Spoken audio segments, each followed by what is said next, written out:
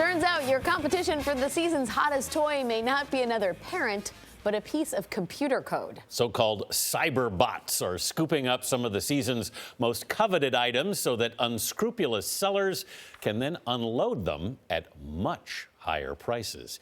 Here to talk about these Grinch bots is Derek Thompson, senior editor at The Atlantic. Derek, this is pure evil. This is. One longs for the halcyon days when moms and dads would fight each other in the toy store over That's these at least toys. A fair fight. That was human versus human. This is human versus bot. And we can't win this war. No, this is not a winnable war. They have a clear technological advantage. And to be clear, when we say bot, what we're talking about is a software robot. And these are software algorithms, essentially, programs that go around the internet and buy up products really, really quickly, much faster than any human being could possibly do. Typically, we're used to seeing these in the ticket markets. Yes. There was a U2 concert, I believe, in New York several years ago, where bots bought 1,000 tickets in 1 minute and then resold them on eBay or, on some other site. And what they're doing now, essentially, is buying relatively cheap toys, $14 for, say, something like a fingerling, and then reselling it on Amazon or eBay for up to $1,000. This is essentially ransoming. We will discuss toys. Ransom of fingerling. We'll discuss in a different segment the parents who would pay that kind of price for something. Right. But, the problem here is, how do you combat this?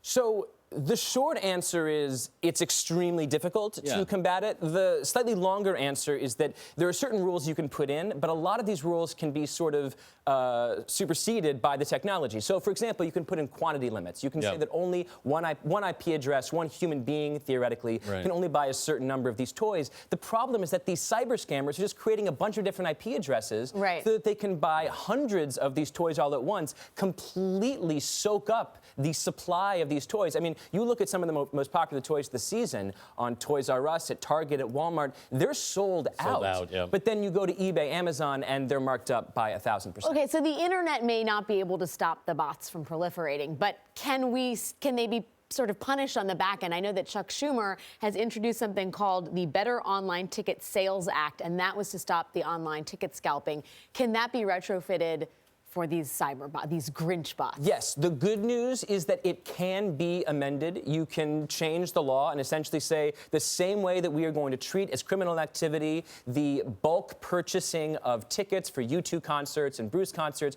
we can do the exact same thing for toys. The bad news is that we all know how quickly the Senate works. It works at snail's pace. They've essentially said there's no way that we can get this law through before Christmas. And so even if this is a law that's going into effect, it won't be in effect for another 12 months, in which case the bots might be even more sophisticated to get around. It's like a Charles Dickens nightmare. The Grinch bots, versus the Grinch bots. How do the toy makers and say Amazon and companies like that feel about this? Well, so it's difficult because eBay and Amazon are going to say, we're open marketplaces. Our job as a platform is essentially to make sure that there is legal buying and selling, and these are legal toys, even though they're being marked up, as you can see on your screen right now, by like 2,000%. I do think that an enormous part of this problem comes down to a huge theme of 2017, which has been the dark side of platform technology. You see it with Uber, you see it with Facebook, and now you're seeing it with retail markets as well. So in information markets, transportation markets, and retail markets, we're seeing the same story, which is that these platforms that are amazingly successful at bringing down prices and making it easier for consumers to get into the market also have the dark side that because you're taking humans out of these marketplaces, there's less oversight. And so bad actors can basically do whatever they want. Bring the humans back to the marketplace. Indeed, bring them back. Bring mom and dad back fighting for in a safe way, right? Exactly. In a safe way.